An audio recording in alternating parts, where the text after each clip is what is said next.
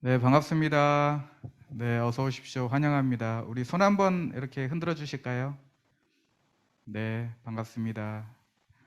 네, 저희 이제 8주 동안에 진행될 부모 의사 소통 학교입니다. 또 우리 8주 동안에 큰 배움의 유익이 있기를 바라고요. 간단하게 우리 강사님 소개하고 저는 우리 강사님에게 마이크를 넘기도록 하겠습니다. 우리 강사님 성함은 박인경 코치님이십니다. 박인경 코치님이시고요. 한국 코치협회 소속 전문 코치로 활동하시고요. 그리고 한국 심리상담연구소에서 소속되어 있고 부모 역할 훈련 강사로 전문 강사로 활동 중에 있습니다. 그리고 아마 다 아실 거예요. 올해 4월에 규장 출판사에서 출간된 부모 면허 이 책을 직접 또 쓰신 저자이시기도 합니다. 이제는 우리 강사님을 모실 텐데요. 오실 때에 우리 소리는 안 들리지만 박수로 이렇게 환영하도록 하겠습니다. 우리 박인경 코치님을 모시도록 하겠습니다. 박수로 환영해 주시기를 바랍니다. 네, 안녕하십니까?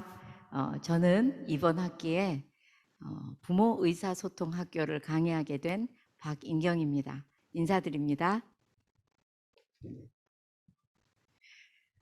네, 하나님께서 주인 되신 삼일교회 또 50명의 부모님들을 만나 뵙고 또 강의로 섬길 수 있게 된 것이 저에게도 정말 큰 기쁨이고 너무나도 큰 영광입니다. 박인경 코치의 부모 학교라는 프로세스를 가지고 있는데요. 그 부모 학교는 총 과정이 3학기로 구성이 되어 있습니다. 그 중에서 여러분들과 제일 첫 번째 과정인 부모 의사소통 학교를 진행하게 되었습니다. 오늘 부모 의사소통 학교 강의 내용을 본격적으로 들어가기 전에 오늘 첫 번째 시간에는 자녀 교육의 출발점이라는 제목으로 한번 같이 생각해 보고자 합니다. 사실은 제가 5월 달에 3일교회에 와서 한번 강의를 했었고 그때 만약에 강의 들으신 분이 계시다면 그때 하셨던 개괄적인 강의와 대동소이하다라고 느끼실 수도 있겠습니다. 그러나 오늘 이 부모 학교 강의가 처음 저의 강의를 듣는 그런 분들께는 이 이야기를 하지 않고 의사소통 기술부터 안내해 드릴 수는 없어서 또 모두 다 같이 부모 학교 처음 시작인데 우리 다 같이 꼭 기억해 봐야겠다 하는 내용이라서 오늘 다시 한번 이야기해 보고자 합니다. 여러분들 부모 역할 하시기 모두 다 힘드시죠? 너무 힘드실 겁니다. 아이가 어리면 어려서 힘드시고 또 아이가 커가면 커가서 힘드실 줄 압니다. 그래서 제일 먼저 우리가 생각해 보고자 하는 것은 이 세대가 겪는 자녀 양육의 어려움입니다. 왜 이렇게 어려운 얘기부터 하지? 라고 생각하실 분도 계실 텐데요. 굉장히 유익할 거라 생각합니다. 나만 겪는 어려움이 아니구나라고 생각하시게 될 거예요. 첫째는 그 책자에 있는 것처럼 부모와의 소통이 굉장히 미약합니다. 제가 강의를 다니면서 자녀는 태어나서 생애의 가장 중요한 때가 생애 초기, 그러니까 태어나서 만 2년, 우리나라 나이 4세까지 그거보다 조금 덜 중요하지만 너무나도 그때도 중요한 때는 만 4세까지 우리나라 나이 6살까지가 너무 중요합니다 라고 말씀드리면 알고 있어요 라고 대답하는 분들은 참 많으세요. 근데 알고 계심에도 불구하고 이 시기에 아이들이 뭘 얼만큼 바라는지를 모르고 계실 때가 많더라고요. 이때 우리 자녀들은 아직 어려서 누워있고 잠잘 때가 많은 것 같지만 아이들은 늘 이렇게 이야기하고 있어요. 엄마, 나하고 눈 좀 맞춰요. 눈. 정말 따뜻한 눈 좀, 나 좀 맞춰줘요. 이렇게 생각하고 있고요. 엄마, 제발 날 따뜻하게 안아주세요. 만져주세요. 이렇게 얘기합니다. 엄마, 제발 웃어주세요. 따뜻하게 웃어주세요. 그리고 내 마음을 알아주는 말을 하면서 저를 좀 돌봐주세요.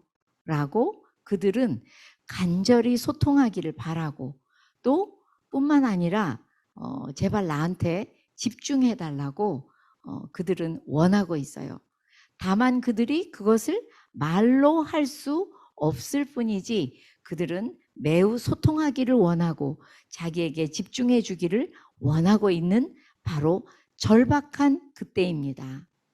자기가 가진 것은 많지 않고 부모에게로부터 받는 것으로 자기를 형성해 가야 하는 때이기 때문에 이때 이들은 매우 절박하게 원하고 있어요.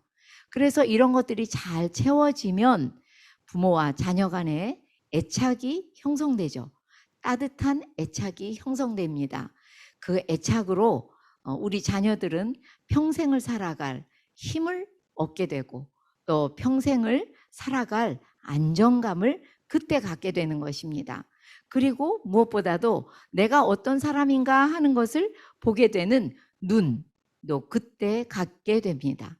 아, 우리 엄마가 이렇게 나만 보면 벙글벙글 웃는 거 보면 정말 내가 참 괜찮은 사람인가 봐. 중요한 사람인가 봐. 그러니까 이렇게 내가 엄마를 웃을 수 있게 하는 사람이잖아 라고 생각하게 되는, 자기를 보는 눈이 이때 형성이 됩니다. 그런데 이때 부모님들이 아이들이 누워 잠들어 있을 때가 많으니까 아이들을 두고 어딘가 일을 하러 나갈 때가 굉장히 많이 있는 현대입니다. 그래서 정말 이때 부모와의 소통은 매우 미흡해요. 이때 아이들이 충분히 부모가 눈맞춤을 하고 웃어주고 마음을 알아주는 말을 했다면 아이들은 점점 자라면서 난 부모와 소통을 참 잘했어. 엄마는 나에게 매우 집중해줬어. 아빠 역시 나에게 참 따뜻하게 해줬지 라고 생각하고 자랄 텐데 이때 그렇지 못하면 그 다음에 굉장히 어려움을 겪게 됩니다. 근데 우리는 그것도 모르고 아이들이 크면 공부해라, 공부해라 입에 달고 살죠. 그러다 보니 두 번째 어려움, 디지털 기기를 통한 사회와의 무차별한 소통이 이루어지게 돼요. 그래서 아이들이 자라면서 부모와의 소통은 미흡한 채로 디지털 기기를 통해서 세상에 빠르게 스며들고 적응하고 그러면서 동시에 어떤 일이 일어납니까? 거기에 중독이 될 때도 많이 있습니다. 그래서 여러분들이 저보다 더 잘 아시겠지만 이 코로나로 인해서 너무나도 많은 초등학생들까지도 그 부모님들과 상담을 하고 또 코칭을 하다 보면 야동 정도가 아니라 거의 포르노에 아이들이 접하고 또 중독이 된 아이들조차 많이 있다는 겁니다. 요새는 정말 어디다 이야기를 못해서 그렇죠. 도박 중독에 빠져드는 아이들의 숫자가 기하급수적으로 늘어나고 있습니다. 돈이 생기기 때문에 어떤 일을 해서라도 돈을 장만해서 거기에 투자하게 되죠. 이렇게 아이들이 사회와 무차별하게 소통을 하지만 부모와의 소통이 단단한 아이들은 그것을 걸러낼 수 있는 능력이 있다면 부모와의 소통이 매우 약한 아이들은 여기에 더욱 빠르게 중독이 될 수밖에 없는 그런 상태가 된답니다. 더군다나 우리는 세 번째, 초고령 사회에 살고 있어요. 그러다 보니 부모의 역할이 너무 길어지죠. 오래 사는 거죠. 근데 부모만 오래 삽니까? 자녀도 오래 살다 보니 이상하게 자녀의 발달 단계의 기한이 점점 길어지고 있어요. 그래서 요즘 34살 청년들은 제 나이 또래 정도라면 그저 24살에 했을 법한 일들을 34세 하더라고요. 그러니 정말 이 아이들이 점점 더 사회에 적응하는 시간이 느려지는 거죠. 그러다 보니까 캥거루족도 많이 생기고요.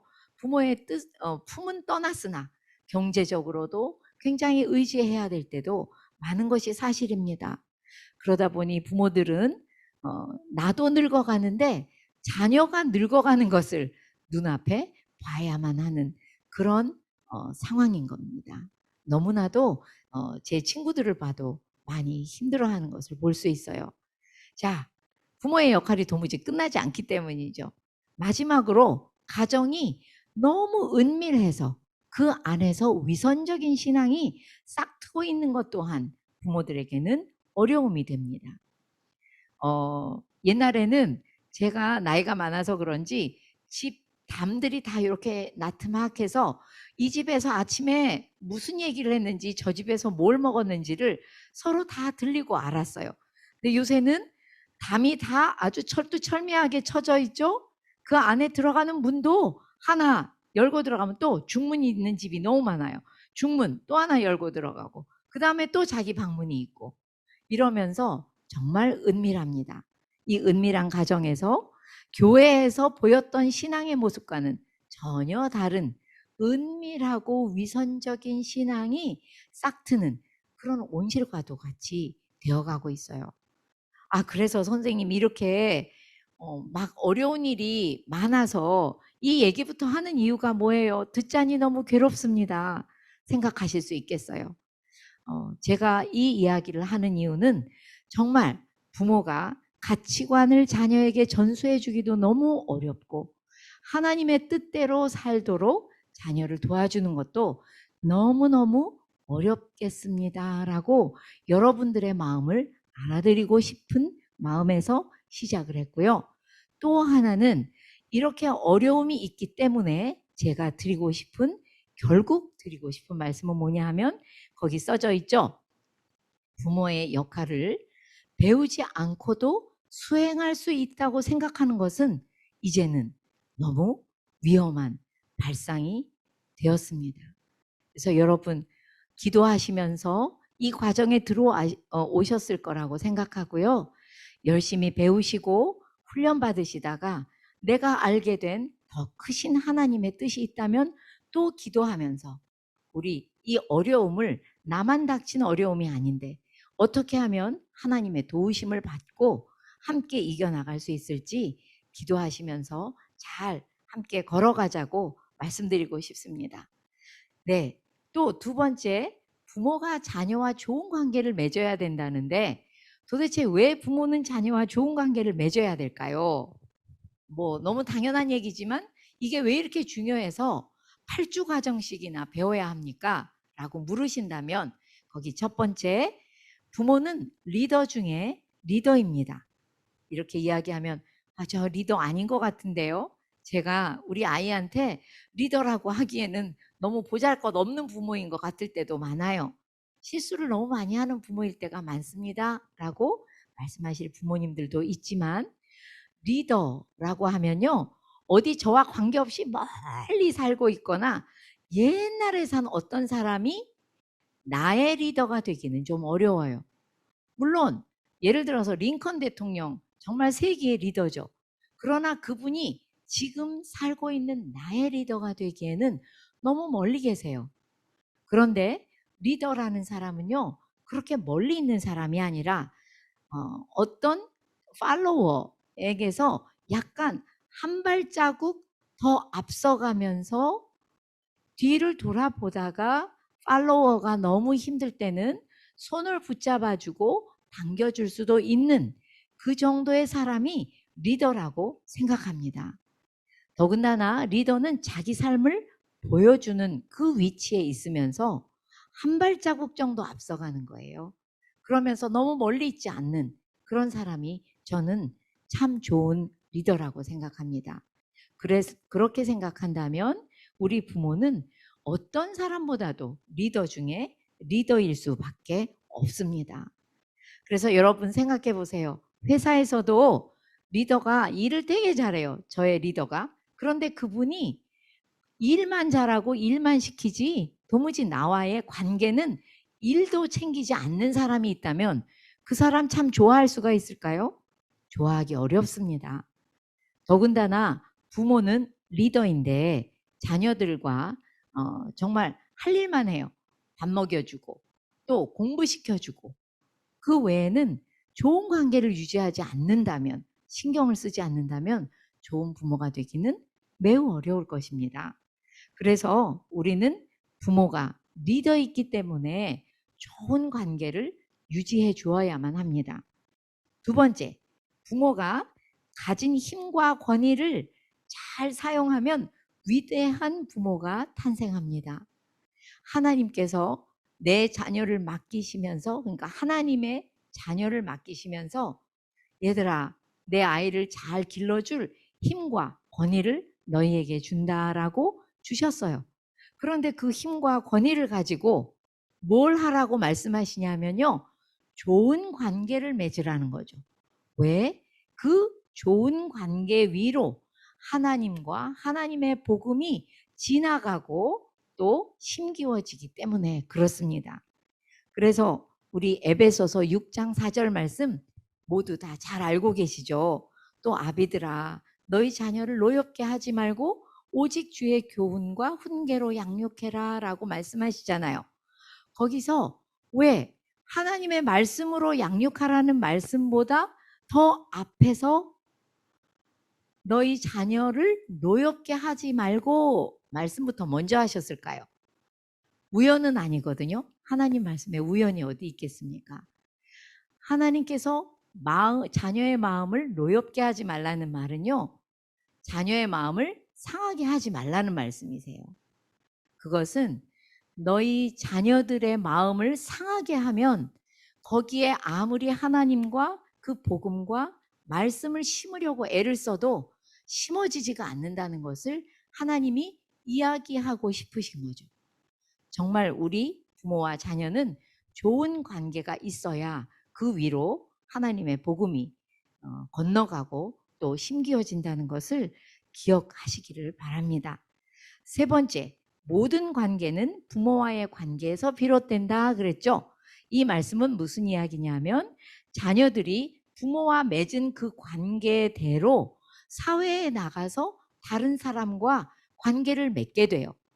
부모가 너무 무서워서 자꾸 부모의 눈치를 이렇게 보던 자녀는 사회에 나가서도 늘 주위 사람들의 눈치를 바라보게 되죠. 그러다 보면 어떤 일이 일어나냐면요. 내가 가지고 있는 관심, 내가 가지고 있는 열정, 나의 어떤 원트, 바라는 거 이런 거는요. 별로 신경을 못 써요. 항상 이 더듬이가 바깥에 다 꽂혀 있죠. 저 사람은 날 어떻게 보고 있지? 날 어떤 사람으로 보고 있는 거야? 이런 데 관심을 많이 두다 보면 정말 많은 것이 분실되는 느낌이죠. 저에게 오시는 수많은 내담자들이 상담하러 오셔서 제일 힘든 것이 선생님 저는 다른 사람의 눈길을 너무 중요하다 생각하다 보니까 저는 제가 없는 것 같아요. 제가 이제 누군지를 모르겠어요. 뭘 해야 되는지도 모르겠고요. 이걸 왜 해야 되는지도 모르겠어요. 라는 그런 어려움을, 고충을 말씀하시는 분들이 너무나도 많습니다. 약 80% 이상이 그 고민을 가지고 오세요. 그래서 지금 제가 우리 자녀들에게 부모가 좋은 관계를 맺어서 그들을 따뜻하게 돌볼 수 있다면 그것은 그들이 사회에 나가서 정말 남들보다 탁월하게 관계를 맺고 아주 거침없이 살아갈 수 있는 아주 수월하게 살아갈 수 있는 길을 닦아주시는 것과 마찬가지다. 그래서 우리는 좋은 관계를 맺어야 한다라고 말씀드리고 싶습니다. 그렇다면 이제 제일 중요한 첫 번째, 부모 자신과 또 자녀를 바라보는 하나님의 눈길, 하나님의 관점은 도대체 어떤 걸까? 과연 부모인 나는 나 자신을 어떻게 바라보고 있나? 어떤 눈길로 바라보고 있나? 하는 것을 생각해 보기로 하겠습니다. 제가 하나님께 자녀를 기르면서 저 정말 힘들어요, 하나님. 애를 어떻게 키워야 되는지 정말 모르겠습니다. 저 좀 도와주세요. 라고 제가 기도할 때마다 하나님께서 정말 많은 도움을 주셔서 제 아이들을 기르고 또 많은 부모님들을 도와드리면서 여기까지 오게 되었는데요. 그때 제가 가장 먼저 하나님께 배운 것이 그거예요. 부모의 역할을 배우고 싶지. 이렇게 물으셨어요. 네, 정말 배우고 싶습니다, 하나님. 근데 사람들은요, 부모 역할은 이런 거야. 부모 역할은 저런 거야. 말하는 사람들이 너무 많은데 다 달라요. 어느 게 맞는 걸까요? 저는 예수님 믿는 부모님을 둔 적이 없었어서 하나님 더 모르는 것 같아요. 저 좀 도와주세요. 라고 기도했을 때 하나님이 제일 먼저 하신 말씀이 명확한 부모의 역할을 다른 곳이 아닌 성경에서 배워라 라고 말씀하셨어요. 거기에서 기준이 정확할 때 내가 혹시 하나님이 원하시는 부모의 역할을 충분히 제대로 못 해내도 내가 틀렸구나. 이런 부분에서 잘못됐구나라는 것을 알 수 있도록 기준을 명확히 성경에서 찾으라고 말씀하셨어요. 제가 얼마나 그때가 감사했는지 제가 조금 있다가도 한 번 더 설명해 드리도록 하겠습니다. 그래서 정말 하나님의 말씀으로 부모의 역할 또 자녀는 어떤 존재인지를 우리가 확보하는 것, 회복하는 것이 무엇보다 중요하다고 하겠습니다. 거기 작은 1번에 되어 있죠. 대부분의 부모들이 자녀를 바라보는 관점이 학부모의 역할에 너무 치중돼 있다 이렇게 말씀드렸습니다. 사실 부모의 역할은 다양하고 광범위합니다. 그래서 제가 이렇게 손으로 지금 이렇게 그리는 만큼이 부모의 역할이라고 하면 그 부모의 역할 안에는 한 가지만 있는 것이 아니고 아이가 자랄 때마다 굉장히 많은 다양한 부모의 역할을 자녀들은 요구해요. 그래서 자녀가 처음 태어났을 때는 양육자의 역할이 굉장히 중요합니다. 이 양육자의 역할은 여러분들이 너무 잘 아시겠지만 아기가 태어나면 먹여줘야죠, 입혀줘야죠, 씻겨줘야죠. 그들을 위해서 너무 많은 일들을 해야 되고 제가 처음 자녀를 낳아서 그 일들을 하다 보니 약간 다람쥐가 쳇바퀴를 돌고 있는 그런 느낌이었어요. 하루에 거의 한 가지당 몇십 번씩 그게 뭐 10번에 가까운 몇십 번이 아니라 100번에 가까운 몇십 번씩 그 아이들의 기저귀를 갈고 먹이고 또 그를 위해서 뭔가를 준비하고 하는 그 쳇바퀴를 돌아야 되는 수고로운 시간입니다. 그렇지만 또 아이가 잠자는 시간도 많아서 이때가 별로 중요하지 않는 것에 같이 생각하실 수 있지만 아까 말씀드린 것처럼 이 시기가 자녀한테 너무나도 중요한 시기이기 때문에 이 양육자의 역할은 너무나 중요한 때라고 말씀드리고 싶습니다. 그런데 이 양육자의 역할로만 끝나면 얼마나 좋겠어요? 좋지는 않을까요? 너무 힘들죠? 그런데 아이가 조금만 크면 엄마에게 상담자의 역할, 아빠에게 코치의 역할, 이렇게 부모에게 또 다른 역할을 요구합니다. 상담자의 역할과 코치의 역할은 양육자의 역할과는 좀 더 다른 이것도 매우 전문적인 배움이 필요하기 때문에 부모들은 당황해서 제대로 아이들을 맞추어 주지를 못하는 상황이 벌어지죠. 그러니까 배우지 않고 부모 역할을 하는 부모들이 98% 정도인데 어떻게 그 부모님들이 상담자 역할, 코치의 역할을 잘 해주겠어요? 그러니 어떤 일이 일어나냐면 아이들이 힘들어서 부모에게 뭔가 얘기해야 되는데 듣는 태도나 반응이 너무 의외이기 때문에 자녀들이 누구에게로 갑니까? 뭐 소용이 없는 도움이 안 되는 자기 또래 아이들에게 가서 자기의 고민을 나누게 되죠. 매우 천만한 일도 벌어지게 됩니다. 이래서 상담자 코치의 역할은 2학기 때 배우시게 돼 있어요. 그 상담자와 코치의 역할을 또 잘 해내시는 동안에 꾸준히 필요한 역할이 있으니 영적 리더의 역할이에요. 이 영적 리더의 역할은 3학기에 더 많이 배우시게 됩니다. 그런데 이 모든 기간 동안에 계속 있는 역할은 아니고요.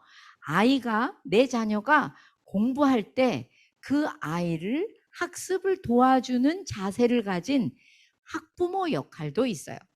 부모의 역할이 이만큼이라면 그중에 양육자, 상담사, 코치, 영적 리더 역할만 있는 것이 아니라 학부모의 역할도 그중에 하나로 있다는 것이죠. 그런데 대한민국의 부모님들이 우리 아이가 유치원이라도 가고 뭐 어디 가서 영어라도 한 줄 배우게 되면 그때부터 자기를 학부모라고 불러요. 그래서 제가 어디에 강의를 가건 제 뒤에는 학부모 연수, 뭐 학부모 모임 이렇게 다 써 있어요. 저는 그렇게 말한 적이 없는데 너무 당연하게 학부모라고 써 있어요. 그런데 학부모라는 말이 잘못되거나 나쁜 말이라는 뜻이 전혀 아닙니다. 오해는 하지 말아주세요. 그런데 이 학부모는 자녀를 학생으로 보고 학습자로 보는 한정적인 시간에 해야 하는 부모의 역할이기 때문에 이 전체적인 부모의 역할을 잘 인지하시고 내가 부모다라고 생각하실 때 학부모의 역할도 잘 감당하실 수 있는데요. 부모라는 개념이 없어지고 내가 학부모라고 생각하시면 그때부터 도리어 학부모 역할도 제대로 해내기가 어려운 것이 사실입니다. 그래서 여러분, 제가 꼭 말씀드리고 싶은데 나는 부모다를 많이 외치세요. 나는 부모다. 그렇게 생각하시면 학부모 역할도 잘 해내실 수가 있습니다. 우리 아이들이 태어나서 아장아장 걸을 때, 아니 그냥 태어났을 때 그때 얼마나 감동이요, 감사입니까? 아이들이 학교 갈 때, 아이들이 결혼할 때 너무 감동이요, 감사가 넘치죠. 그런데 내가 학부모다라고 생각하면요, 감동과 감사가 넘치는 것이 아니라 아이가 공부를 잘하나 감시하게 되고요, 조금만 잘못하면요 막 질책하게 되죠. 왜? 엄마 아빠가 번 돈 거기다 막 쏟아 부으셨잖아요. 막 엄마 아빠 어디 나가서 놀고 싶어도 애가 뭘 하고 있나 막 애를 지켜보고 계셨잖아요. 그러니 내가 너한테 한 것보다 너는 도대체 나한테 해준 게 뭐가 있니? 이까지 공부도 하나 제대로 못하니? 그게 날 위해서 하는 거야? 널 위해서 하는 거지. 그러면서 질책이 막 날아가게 되죠. 정말 부모다라고 생각할 때와 나는 학부모다라고 생각할 때 매우 다른 태도가 나오기 때문에 우리는 부모다라는 생각을 잊지 마시기 바랍니다. 여기에서부터 대한민국 부모님들이 굉장히 부정적인 눈길로 자녀들을 바라보게 되어 있어요. 그래서 부모다라는 개념을 확실하게 확보하시고 회복하신다면 자녀들을 긍정적인 눈, 하나님의 눈으로 바라보시는데 큰 도움이 될 거라고 생각합니다. 작은 이번에 그러면 도대체 부모를 바라보는 하나님의 관점은 어떤 것일까? 한번 같이 살펴보실게요. 거기 보면 부모는 믿음과 말씀으로 무장해서 자녀들에게 하나님의 도를 가르쳐 지키게 하는 자다라고 써놓았습니다. 그것을 증명하는 딱 한 개만 골라놨어요. 여러 개의 성경에 있지만 성경 구절은 창세기 18장 19절 상반절입니다. 새 번역으로 한번 써보았는데요. 같이 읽어보시죠. 시작. 내가 아브라함을 선택한 것은 그가 자식들과 자손을 잘 가르쳐서 나에게 순종하게 하고 옳고 바른 일을 하도록 가르치라는 뜻에서 한 것이다 라고 말씀하십니다. 아멘이죠. 이 말씀은 무슨 얘기냐 하면요, 아브라함한테 없던 아들을 주시면서 이삭을 내가 주겠다라고 말씀하시면서 네가 부모가 된 이유는 자자 손손 대대로 하나님과 그 말씀을 가르쳐서 지키게 하는 게 너를 부모 만드는 이유다라고 말씀하고 계세요. 다시 말해서 하나님은 우리 부모들을 바라보시면서 다른 건 내가 다 모르겠는데 내가 너한테 바라는 게 하나 있어. 너에 대해서 그치면 안 돼. 대대, 자자, 손손. 하나님과 하나님을 믿는 그 말씀, 하나님의 말씀으로 그 자녀를 믿게 하고 가르치고 보여주는 사람이 되라고 요구하세요. 그것이 부모를 바라보는 하나님의 관점이요 눈길입니다. 그러니 항상 하나님이 원하시는 거를 내가 하려고 노력할 때 하나님은 우리를 하나님의 통치 가운데 데리고 들어가시면서 하나님이 마음껏 역사하시고 하나님이 주시는 능력을 우리가 맛보게 하시거든요. 그런데 이 하나님의 말씀을, 의도를 잊어버린다면 우리가 어떻게 내 자녀 잘 되게 해주세요라는 기도를 뭐 백날 한들 그게 얼마나 효과가 있을까요? 저는 그게 굉장히 어머님들의 기도가 아까울 때가 있어요. 저렇게 새벽마다 나와서 기도하시는데 하나님의 관점으로 무장이 되어 있으실까? 내가 아이가 정말 공부 잘하고 이 땅에서 성공하고 그래서 하나님의 영광을 드러내는 것, 그것에 관심이 많다면 정말 하나님은 실망하실 수도 있어요. 하나님께서는 대대, 자자, 손손이 하나님과 하나님의 말씀을 연이어가며 믿음의 거룩한 불을 연이어 주기를 간절히 소망하시며 부모들을 바라보고 계십니다. 그래서 하나님은 하나님의 자녀를 우리에게 맡기셨기 때문에 내 자녀의 참 부모는 하나님이시고 우리는 알고 보면 양부모예요. 위탁 부모입니다. 하나님의 자녀를 맡은 청직이에요. 굉장히 무서운 말씀이고 우리에게 자각이 필요한 말씀입니다. 그래서 그 밑에도 이런 말씀을 한번 써보았어요. 너무 겁을 들이는 말씀 같은데, 내가 내 하나님의 율법을 잊었으니 나도 내 자녀들을 잊어버리리라. 아멘. 호세아 4장 6절 하반절 말씀입니다. 이 말씀을 여기 써놓은 이유는요, 제가 처음 예수님을 믿고 이 구절을 처음 읽었을 때 너무 충격이 돼서 얼마나 여러 번 다시 읽었는지 몰라요. 아, 나는 적어도 내 자녀를 어떻게 키워야 되는지 잘 모르는 믿지 않는 가정에서 태어나 결혼을 한 사람이니 나는 적어도 하나님의 말씀만은 절대로 잊으면 안 되겠구나. 그게 내 자녀를 절대로 잘 키울 수 없다고 얘기하셨으니 나는 하나님의 말씀을 잊으면 안 되겠구나. 이게 무슨 말씀이에요? 하나님의 자녀이기 때문에 하나님이 주신 가정의 설계도인 하나님의 말씀을 잊어버리거나 잊어버린 것처럼 산다면 자녀를 잘 기를 수가 없다는 말씀이거든요. 그래서 하나님이 부모를 바라보는 눈길은 정말 자녀에게 하나님과 그 말씀을 잘 가르치고 전하고 보여주는 것이 부모의 가장 중요한 역할이요. 하나님이 우리를 바라보고 기대하시는 역할이다라고 말씀드리고 싶습니다. 자, 그렇다면 작은 세 번째, 자녀를 바라보는 하나님의 관점은 어떠실까요?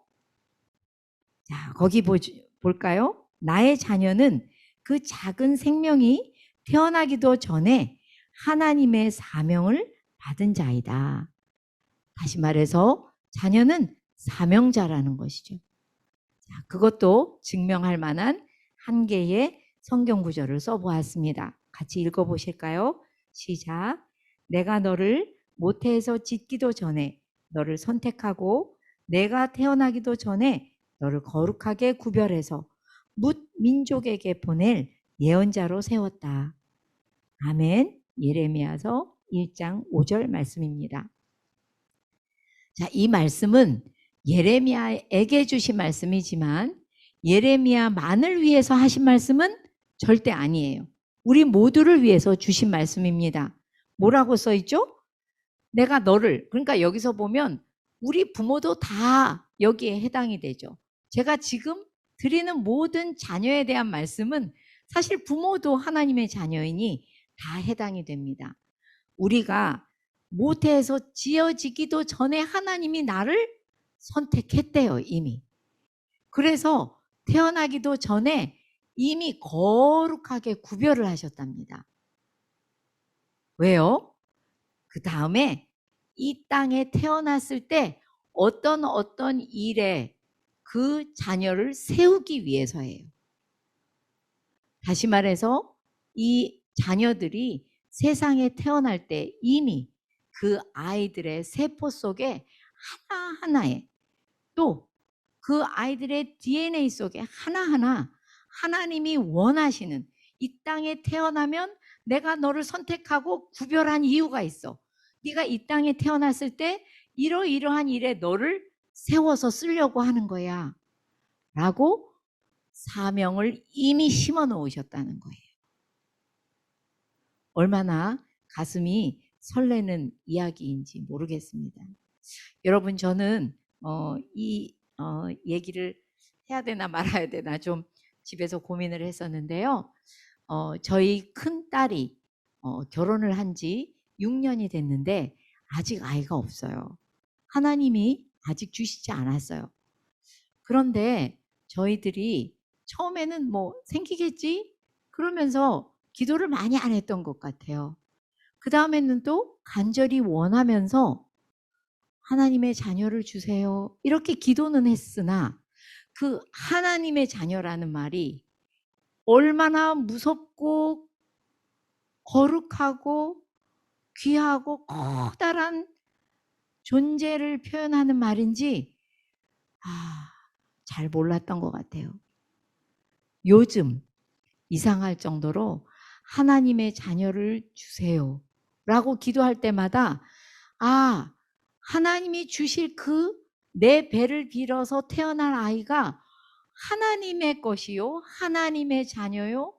그래서 너무 귀하다는 생각이, 그걸 어떻게 함부로 키울 수가 있을까라는 그 깨달음이 기도 가운데 이미 너무나도 깊이 들어오고 있는데, 기도하면 할수록 그것이 점점 눈덩이처럼 커져가기 때문에 너무나도 감당이 안 될 만큼 하나님이 주시는 그 하나님의 자녀라는 그 자녀에 대한 깨달음이 저희 가족을 덮어가고 있어요.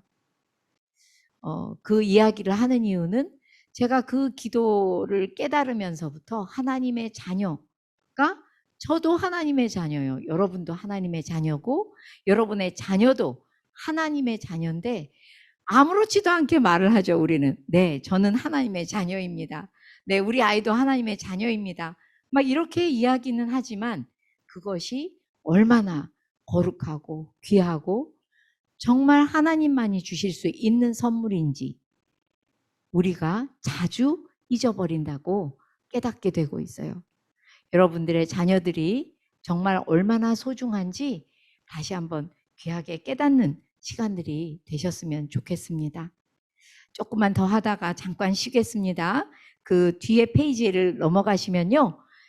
두 번째 큰 2번에 자녀 교육의 출발점, 그것은 근본적인 부모의 역할이다 라고 써 있는 제목이 있습니다. 도대체 내 자녀를 어떻게 교육시킬 것인지를 우리가 생각해 볼 때 출발점이 있어야 하고 기준점이 있어야지, 그렇지 않아서는 이 사람이 이렇게 말할 때 한번 흔들, 저 사람이 자녀 교육은 저렇게 해야 된다고 말할 때 이쪽으로 한번 흔들, 그래서 정말 엄마 아빠가 막 흔들 하면서 어떻게 키워야 할지를 모르는 상태에서 자녀 교육을 하고 있는 상태가 너무 많습니다. 그래서 하나님의 기준으로 분명히 하나님의 말씀과 하나님이라는 존재를 전하고 보여주는 게 부모의 역할이고, 자녀는 이미 사명자로 이 땅에 태어났다는 것을 깨닫는다면 거기서부터 이제 그러면 어떻게 자녀 교육을 출발할 것인가, 구체적으로 출발해 봅시다 하는 얘기가 되겠습니다. 거기 작은 1번에 하나님의 관점으로 자녀를 바라볼 때 무엇이 보인다고요? 자녀의 사명을 이룰 장점이 보인다고 써놓았습니다. 여러분, 아직 자신의 사명을 모르는 분도 이 가운데 계시죠? 저는 나이를 말씀드려서 죄송한데 이제 5년이 있으면 70살이에요. 그러니까 정말 늙었잖아요. 제가 노인이라는 것이 여러 면에서 느껴지는 하루하루입니다. 그런데 작년에 부모 면허라는 책이 나오면서, 쓰면서 처음으로 제 사명이 이거구나라는 것을 확실히 알았고, 그 사명 뒤에 어떤 식으로 펼쳐질지는 그 책이 출판된 올해가 되어서야 알게 되었어요. 그러니 사실 우리는 젊을 때 또는 아이 적에 자신의 사명을 알기는 조금 어려워요. 그러나 분명히 사명을 주셔서 내 자녀와 그 자녀를 기르는 나, 부모는 하나님 앞에 사명자거든요. 근데 하나님께서 네가 사명자니까 알아서 혼자 사명을 잘 이루어 가봐 라고 하지 않으시고, 그 사명을 이루어 갈 수 있는 그 사람만의 사명에 어울리는 그 사람만의 장점, 다른 말로 해서 잠재 능력, 다른 말로 해서 은사를 주셨다는 거예요. 얼마나 감사합니까? 그렇게 자녀를 바라보면요, 여러분 자녀 키우기가 너무 재미나고 쉬워요. 장점은 다시 말하면 이런 거죠. 내 아이가 잘하는 것, 내 아이가 좋아하는 것, 내 아이가 잘하려고 노력하는 것. 이 세 가지예요. 여기서 제일 중요한 게 잘하는 거라고 생각하시면 오산이에요. 아직 잘하지는 못하지만 잘하려고 자꾸만 노력을 해서 시간을 거기다 자꾸 투자하는 어떤 부분이 있다? 그건 잘하려고 노력하는 거예요. 어떻게 보면 태어나서부터 무조건 잘하는 것보다 자기가 태어나서 잘하려고 노력하는 게 있다면 그건 정말 그 아이의 장점이 될 확률이 매우 높습니다. 왜? 지금은 잘 못하는데도 막 거기다 자기 시간과 노력을 투자하고 있다는 것은 굉장한 장점이 될 확률이 높습니다. 이건 너무 자세히 설명하면 이제 시간이 너무 많이 가고요. 아이가 시간을 자꾸 들이는 것이 있다면 그거는 아직 잘 못해도 잘 하고 싶어 하는 거다라고 도와주셔야 되겠습니다. 또 잘하는 건 아닌데 되게 좋아해. 그것도 그 아이의 장점이에요.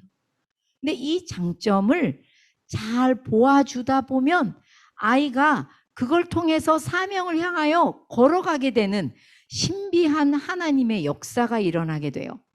자, 거기 작은 2번에 써놓았습니다. 부모가 자녀의 장점을 발견하고 그 다음에 또 발견해서 속으로만 쟤는 웬일이야, 저건 또 잘하네, 이렇게 생각하시면 안 되고 자녀에게 전달해 주셔야 돼요. 표현해 주실 때 자녀들의 잠재 능력인 장점은 뭘로 변한다? 강점으로 구현되어서 나타난다는 거예요.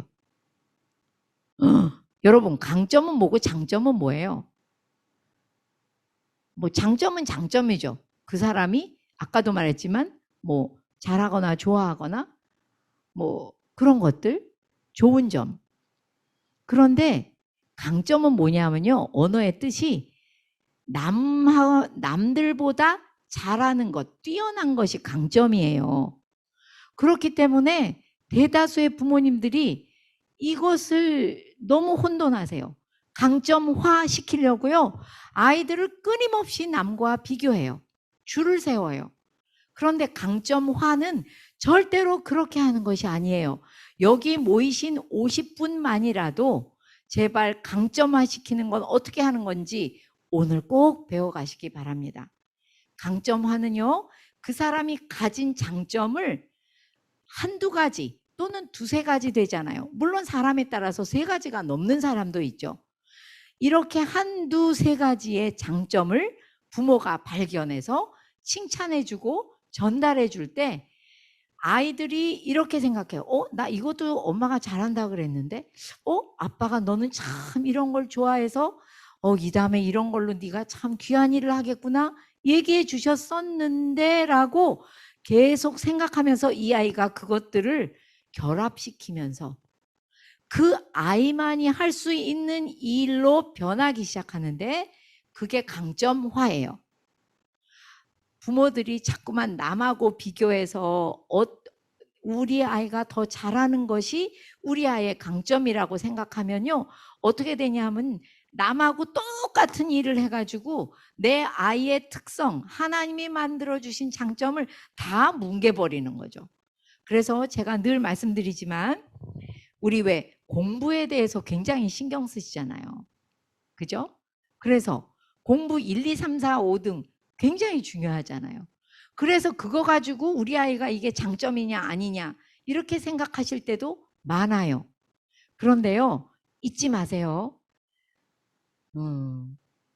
갑자기 책 제목이 평균의 종말이라는 책이 좀 두껍고 어려운 면이 있지만 나 이거 한번 읽어볼까 하는 분은 읽어보시고요. 난 그거 안 읽어보고 그냥 잘할래 하는 분은 안 읽어보셔도 되는데, 평균의 종말이라는 곳에서 하버드 대학의 토드 로즈 교수님이 이렇게 얘기하세요. 이 석차라는 게 어떻게 나오냐 하면 아이들의 모든 과목을 연결해서, 연결이 아니라 합해서 그것을 나누어서 평균을 내잖아요. 그러다 보니까 이분이 얘기하기를 이 아이가 제일 잘하는 것과 제일 못하는 것이 다 비빔밥이 되어서 그거를 뚝 하고 잘라가지고 얘는 이 정도입니다 라고 나온 것이 평균이요 석차이기 때문에 이 세상에 공부라는 것은 정말 그 사람을 설명하기에 가장 부적합한 자료다. 그 사람이 얼마나 어떤 면에서 뛰어난지를 설명하기가 가장 고약한 방법이 평균이요 석차다 라고 이야기하세요. 제가 정말 무릎을 치고 그렇지, 내가 강의 때 얘기하던 그 내용을 학문적으로 뒷받침해 주신 내용이다라고 생각하고 제가 그 책을 너무 반갑게 읽었습니다. 여러분, 우리 아이들을요, 평균으로 자꾸만 석차로 그 아이가 어떤 장점이 있을까 생각하시면 100년을 그 아이 앞에 앉아 있으셔도 그 아이의 장점 찾으실 수 없어요. 절대 공부는 제외놓고 그 아이의 장점을 한번 찾아보세요. 아니면 우리 아이가 이상해, 얘 나이 먹어도 공부하는 걸 혼자 너무 좋아해. 걔는 그게 정말 강점이에요. 그러나 내가 그렇게 보고 싶어서 아이가 공부 잘하는 걸 좋아해서 자꾸만 그 안에서 장점을 찾아내려고 하시면 장점 못 찾습니다. 그래서 정말 교과목도 따로따로 뜯어보시면 얘는 이거 공부할 때 너무 행복해한다. 그게 그 아이의 장점이 될 수 있겠죠. 그렇게 찾으시기 바랍니다. 그래서 정말 장점이 결합해서 강점이 되는 것이 얼마나 신기한 일인지 제가 저의 인생을 한번 돌아보았어요. 그랬더니 저는 저희 집안에 굉장히 어려움이 많았어요. 돈도 많고 아버님이 굉장히 중요한 직책을 맡고 있는 분이셨는데 아버님이 지금 살아계시면 100살이 훨씬 넘으셨거든요. 그러니까 그때는 정말 남자분들이 외도하는 분들이 너무 많았고요. 또 외도하다가 이렇게 첩을 거느리는 정도 되면 굉장히 경제적인 능력이 있다고 자랑도 할 때예요. 제가 그런 어린 시절이었어요. 그러다 보니 저희 아버님이 외도를 늘 하셔서 저희 어머니 말고도 여인들이 많이 있었어요. 약간 아버지를 따라다니는 여자들이 많았던 것 같아요. 그러다 보니 엄마가 너무 슬프셨고 또 집은 사는 게 괜찮으니까 저희 식구만 해도 10명에 가까운데 할아버지, 할머니, 아빠, 엄마, 뭐 자식 6 이래가지고 많은데 고모네 식구까지 같이 저희 집에서 살다 보니까 정말 한 20명의 사람들이 같은 집에서 살면서 막 복닥거리고 싸웠다가 화해했다가 그러면서 저희 엄마는 너무 계속 슬퍼하시고 이렇게 많은 제 안에 상처가 있는 상황에서 자랐어요.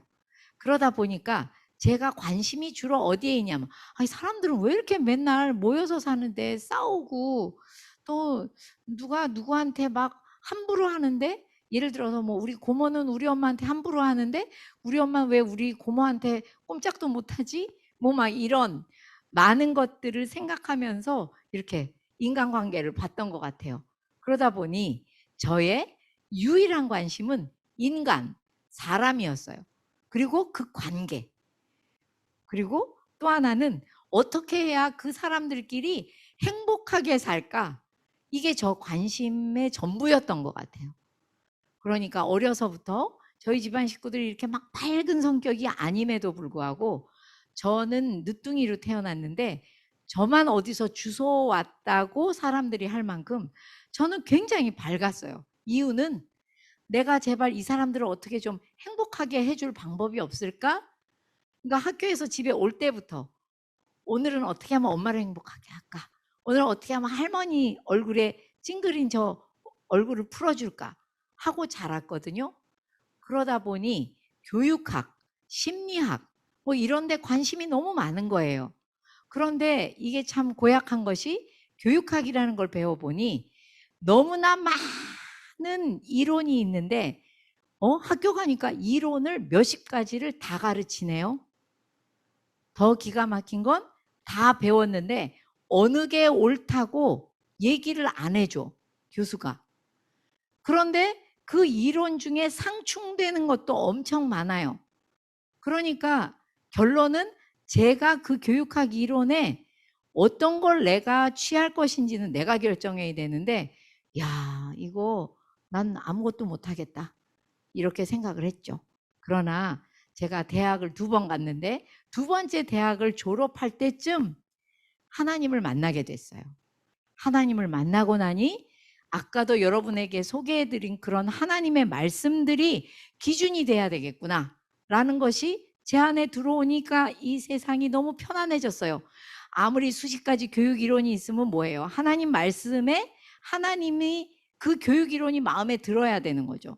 하나님의 손에 쓰임받을 교육 이론이 잡혀야 되는 거잖아요. 그 일이 제가 해온 일인 것 같아요. 너무 여러 가지 이론이 있지만 하나님의 원하시는 부모의 역할을 위해서 어떤 것들을 우리가 배워야 하는지를 끊임없이 제가 출연했던 것 같아요. 너무 거창하게 말씀드린 것 같기는 한데요. 하여튼 저처럼 저는 정말 아는 게 별로 없어요. 제가 생각해도. 뭐 배운 것도 엄청 많지도 않습니다. 혼자 좋아하는 건 좀 깊이 파는 편이지만 뭐 이렇게 여러 개를 알고 싶지 않아요. 제가 모르고 바보같이 할 줄 모르는 일들이 많지만 그 중국 한자에 이렇게 사람이니 두 사람이 이렇게 기대어 살아야 된다는 뜻이라는 것처럼 제가 모르는 거는 잘 아는 사람한테 그 사람을 존경하며 잘 물어보고 잘 배우고 살면 되지. 내가 알고 싶은 것만 알면 된다. 약간 그런 면이 있어요, 제가. 그렇게 배우다 보니까 여기까지 온 것 같아요. 여러분과 여러분의 자녀들도 분명히 하나님께서 이 땅 위에 세우실 때 분명히 사명을 주셨고 그 자녀에게 그 사명을 이룰 장점을 주셨거든요. 그 장점을 여러분들이 발견해 주시고 와, 넌 이런 걸 참 좋아하는구나. 너 이런 거 참 잘해. 아이고, 이게 웬일이야. 이거 잘 하기 힘들어 하던 건데 이렇게 잘 해놨네. 이런 식으로 끊임없이 발견해 주고 설명해 주실 때마다 아이들은 아, 난 이런 거 잘하는구나. 이런 걸 좋아하는구나. 생각을 하는데 자기도 모르게 이거를 자기 머릿속에서 결합을 시키죠. 아, 난 그래서 이걸 하고 싶어. 이거가 내가 잘할 수 있는 일인 것 같아. 라고 생각하며 걸어가게 되고 그때마다 공부할 이유가 생기죠. 그렇게 걸어가다 보면 사명의 자리에 가게 되는 것이죠. 얼마나 쉽고 얼마나 감사한 부모의 역할인지 모르겠습니다. 여기까지 이야기하고 지금 25분인데요. 10분 쉬시고 35분에 다시 만나 뵙겠습니다. 아까도 말씀드린 것처럼 부모님들이 자녀 교육할 때 제일 힘든 게 사실은 이 아이를 어떻게 잘 길러서 하나님이 원하셨던 그 아이로 키울 수 있을까? 그게 사실은 우리가 너무나도 어려운 숙제죠.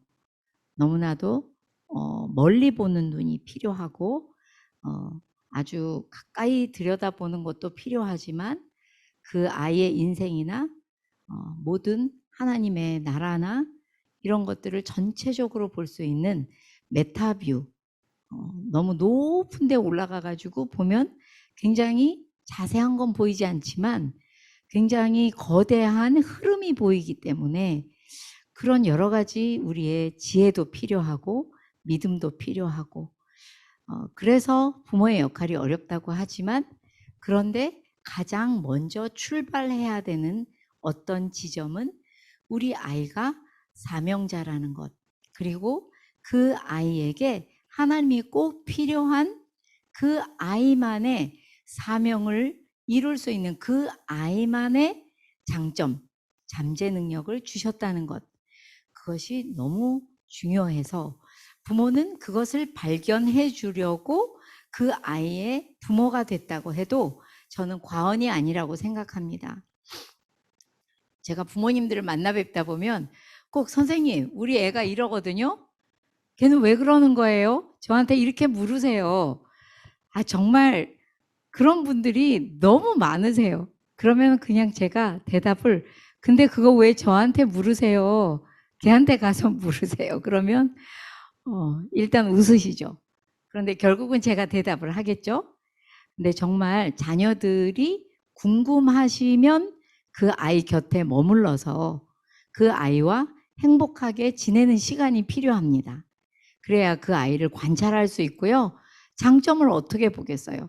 그 아이의 곁에 머물러 있는 시간이 없는데 그 아이 옆에 학부모로만 머물러 있는데 어떻게 그 아이가 행복하게 몰입하는 순간을 볼 수가 있겠습니까? 사실 여기에 그 연령대도 제가 잘 모르거든요. 부모님들의. 근데 여러분들이 만약에 어린 자녀가 있으시다면 정말 그 아이는 지금 한참 놀아야 될 때예요. 아까도 말씀드린 것처럼 학교 들어가기 전까지의 초등학교 들어가기 전까지의 나이는 정말 정말 재밌게 놀아야 돼요. 왜 그러냐 하면 이때 놀이를 통해서 아이들은 몰입이라는 것을 경험합니다. 뭐 세상이 어떻게 돌아가는지도 모르고요. 옆에 뭐 남들이 있는지 없는지도 모르고 거기에 몰입하는 그런 놀이를 경험을 많이 해봐야 돼요. 왜냐하면 그 몰입감이 이 다음에 정말 공부를 해야 될 때는 집중력으로 변화하기 시작해요. 그런데 어렸을 때 그런 놀이를 통해서 정말 행복하게 몰입을 못 해본 아이들은 커서 공부를 해야 될 때 집중력이 뭔지를 정말 알아내기가 너무 어렵습니다. 그러니까 엄마가 그냥 방에 넣어놓고 문을 잠가버리는 엄마들도 있는데 그렇게 해도 그 안에서 몰입은 못하는 거예요. 그러니까 어렸을 때 노는 것 굉장히 중요합니다. 또 하나는 그때 잘 놀면서 행복했기 때문에 정서적 만족감이 있거든요. 그것이 나중에 공부할 때 무엇으로 바뀔까요? 자기를 조절할 수 있는 자기 조절력으로 변하게 돼요. 그래서 정말 어떻게 보면 여러분들이 좋아하시는 그 학부모 역할 잘하려면요. 아이한테 필요한 게 그 두 가지만 있으면 돼요. 자기 조절력. 자기가 뭔가 좀 참아야 될 때는 좀 참는 힘. 뭔가 자기가 지금은 내가 하고 싶은 대로 해도 돼 라고 생각했으면 막 저지르고 자기가 자기를 쉬게 할 수도 있고 놀게 할 수도 있는 그런 자기 조절력이 그 어릴 때 행복해서 감정적인 뇌가 충분히 자랐을 때 그 아이들이 커서 학습뇌가 생기기 시작하면 동시에 그것이 뭔가 자기를 조절하면서 잘 집중할 수 있는 힘으로 변하게 되는 거예요. 그런데 어릴 때 너무 공부를 시켜버리면 아직 학습 뇌는 형성도 안 돼서 정말 1분이면 배울 거를 10분, 60분을 가르쳐도 잘 못 알아들을 때 막 가르쳐 놓고 나면 얘가 딴 애보다 모르는 걸 알아요 라고 좋아하실지 모르겠지만 걔는 마음속에서 공부를 하는 건 너무 지겨워, 너무 힘들어 라는 것이 싹트게 되는 수밖에 다른 재주가 없어요.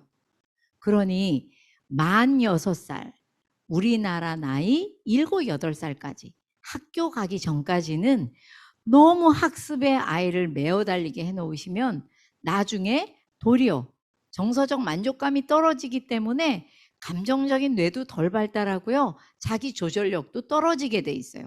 그러니까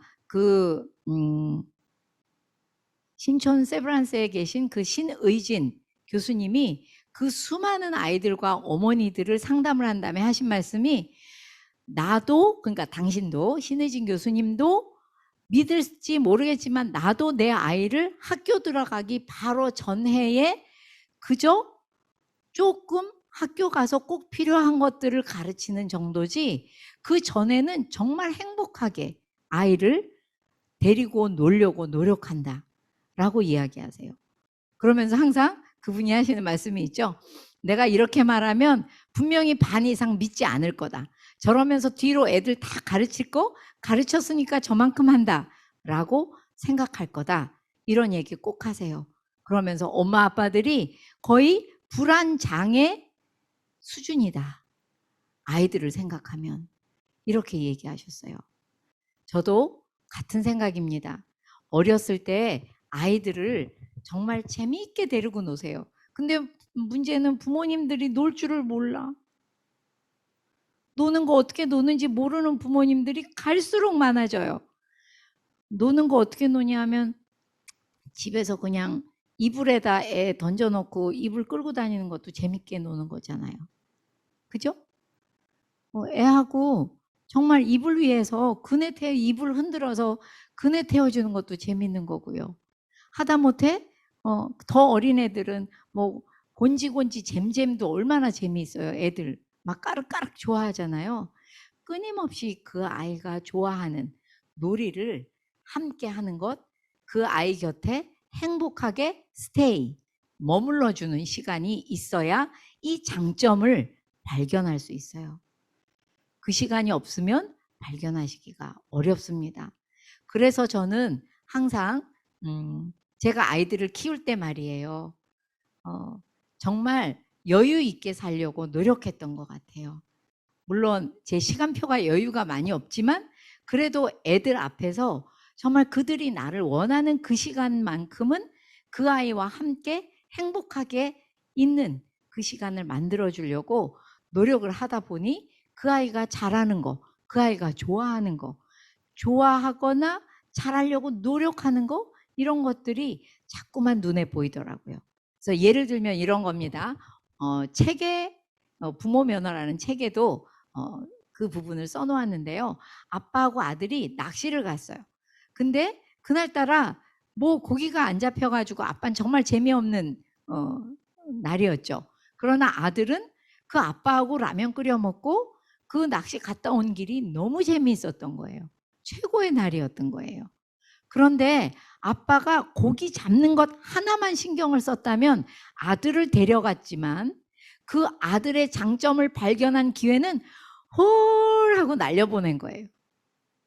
그 아이가 아빠 차에 관심이 많은지, 차 타고 가면서 계속 차에 대해서 묻고 차에 대해 관심이 많은지, 아니면 낚시 자체에 관심이 많은지, 아니면 아빠하고 또 같이 먹는 시간을 그렇게 좋아하는지, 뭔가 그 아이가 어디에 관심이 있고 무엇을 좋아하는지 그것을 보고 돌아왔다면, 물고기는 몇 마리 못 잡았어도 얼마나 많은 돈을 주고 남에게 내 아들을 맡겨서 코칭을 받고 이 아이를 발견해 달라고 해도 발견할 수 없을 아이의 장점을 그 부모는 발견하고 돌아온 게 되겠죠.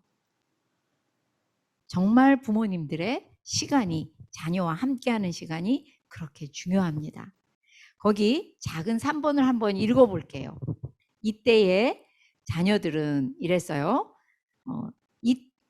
우선 읽어볼게요. 이때의 자녀들은 자신만의 무엇이 나타나요? 와, 좋겠다. 천재성이 나타난대요. 천재들은요, 자기가 잘하는 거는 잘하는데 못하는 건 진짜 끔찍할 정도로 못해요. 그거를 기억하셔야 됩니다. 하나님께서 만드신 진정한 자신이 되는 기쁨을 누리며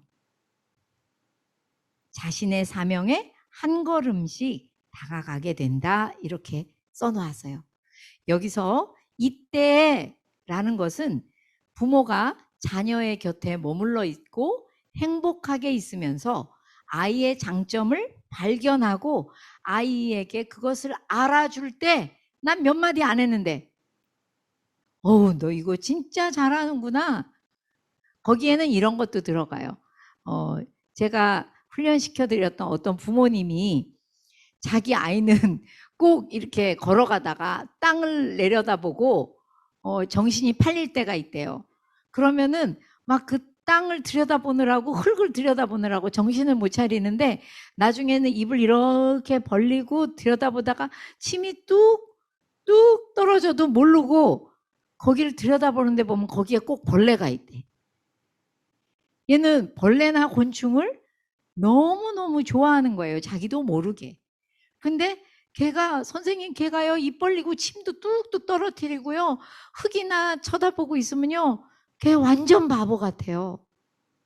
제 눈이 걔를 바보라고 보게 되지 아 얘가 여기에 뭔가 천재성이 있고 잠재 능력이 있나 보다 이런 생각이 잘 안 들어요. 어떻게 하죠? 그분은 그 이후에 많이 바뀌셨어요. 여러분 천재성이 나타난다고 하는 것을 자꾸만 공부나 남들이 다 인정하는 것으로 처음부터 와 빛을 띠면서 그렇게 나타난다고 생각하시면 오해예요. 걔가 기준이 딱 한 가지예요. 걔가 좋아하나, 걔가 즐거워하나, 걔가 몰입하나, 걔가 잘하려고 노력하나 여기에 주안점을 두고 장점을 발견하셔야 돼요. 그래서 또 하나의 책을 소개해 드리자면 이분의 책도 뭐 안 사보셔도 되고요. 이 책은 하루 저녁 2시간이면 후루룩 읽으시긴 할 거예요. 꿈 PD 최가 아니고 야채할 때 최인영입니다 라는 책 제목인데요. 이분이 처음부터 예수님을 믿은 것 같지는 않고 나중에 예수님을 믿게 됐대요. 근데 이분이 사람들을 상담하고 이러시면서 자기도 모르게 그 사람의 꿈을 찾아주는 역할을 자기가 자꾸 하고 있더래요. 단순한 상담만 하는 게 아니라. 그래서 이분이 책 제목도 꿈 PD, 자기는 꿈을 찾아주는 사람이다 해서 꿈 PD라고 써놓으셨는데요. 이분한테 왔던 어떤 학생이에요. 이 학생은 이제는 꽤 커서 총각이 되어 가는데도 꿈만 꾸면 막 처음에는 막 넓은 산등성 같은 데가 나오면서 너무 아름다운 꽃들이 많고 자기는 거기서 마음껏 그림을 그리고 있대요.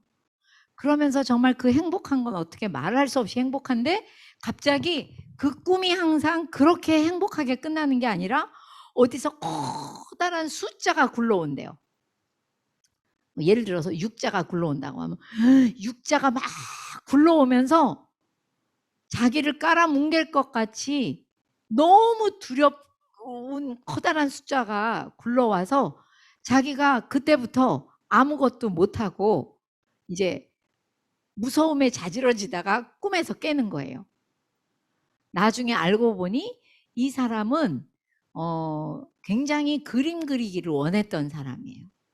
그런데 대부분의 부모님들이 많이 하시는 말씀 있잖아요. 야, 그림 그려가지고 얼마나 돈을 벌겠니? 너 어떻게 처자식 먹여 살리겠니? 하면서 부모님이 말리시고 그 수학을 엄청 강조하시고 수학을 가르칠 때 굉장히 무섭게 몰아치셨대요. 부모님이나 또는 선생님이. 그러다 보니까 이 아이의 꿈에 이제는 다 커서 어른이 되려고 하는데도 계속 그 꿈이 나타나는 거예요. 그러면서 나중에 결국 그분은 그림을 그리는 그 일로 자신의 꿈을 찾아가게 됐는데요. 그 행복을 어떻게 말로 할 수가 없어서 그 꿈PD 최인영이라는 의사 선생님을 찾아왔던 사람들은 다 그 선생님을 좋아하게 된다는 거예요. 왜? 꿈을 찾아줬기 때문에.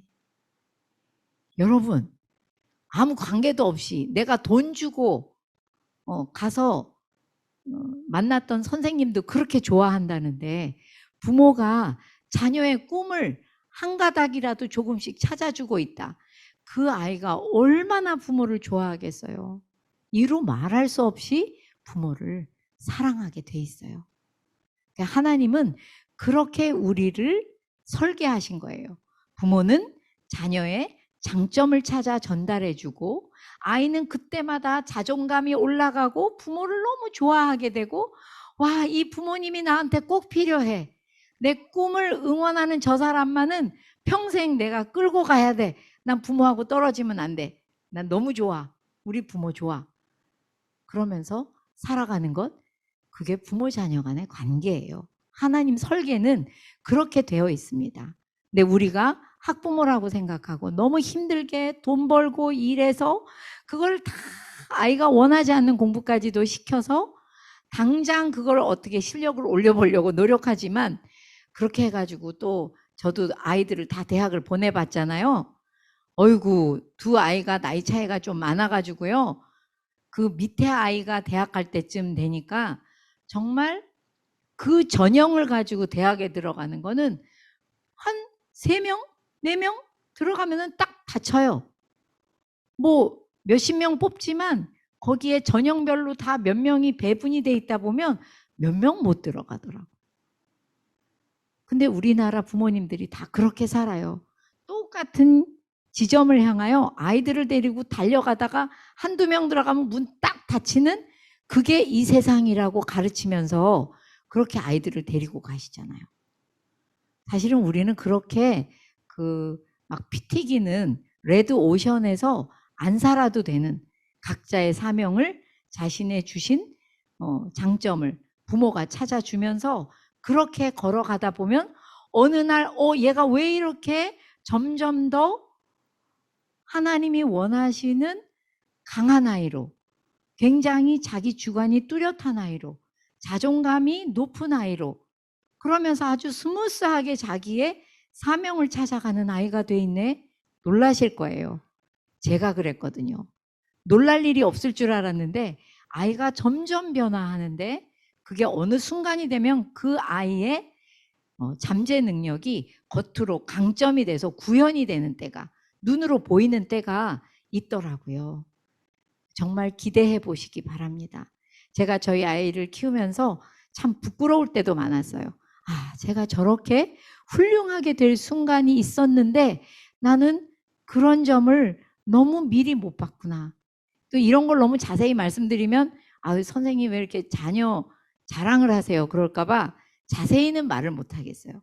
근데 저런 순간이 있는데 그 순간이 올 때까지 나는 그 아이가 그렇게 될 줄을 꿈에도 몰랐구나. 너무 부끄러웠어요. 그런 순간이 여러분들에게도 많이 있으시기를 바랍니다. 그래서 하나님이 만드신 바로 그 사람, 하나님이 만드시고 싶었던 바로 그 사람이 되는 거예요, 자녀들이.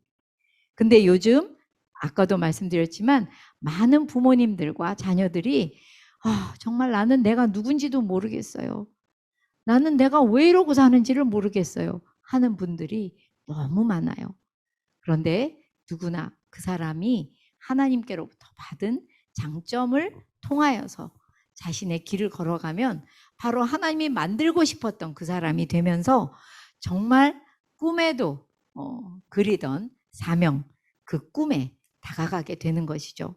그래서 마지막 4번에 부모는 자녀에게 주신 사명과 장점을 발견하기 위해서 자녀를 관찰하고 기도로 돕는다.